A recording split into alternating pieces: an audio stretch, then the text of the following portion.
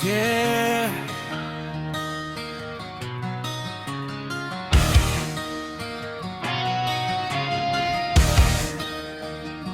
Init ng Pinas, usok sa hangin, pero sa kalsada kami ang hari.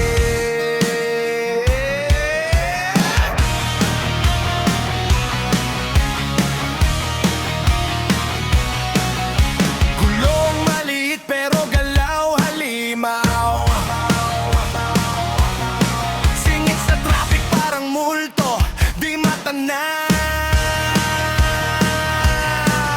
Magalo ka hanggang Pasay City, liko kaliwat kanan. Pag ako dumaan, alam mo na walang hadlang. Init o ulan, hindi kami titigil kahit madulas. Kapit ng bibitaw sa gulong na pilit, helmet nakalap, mata nakapokus sa bawat segundo, buhay ang kapalitig mo joke. Walang atrasan to, dire-diretso lang. Kahit anong harang, dudurugin ang galaw.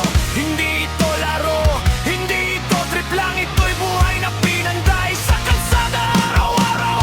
Pets Hunter, ride out, ride out. Sa scooter, mabilis, walang time out. Stand up, grind mode, walang lockout. Sa lansangan ng Pinas, kami ang stand up. Pets Hunter, ride out, ride out. Singit sa daan, wala kang makaka-blackout. Kahit magulo, kahit may sigawan, diretso lang kami hanggang dulo ng laban.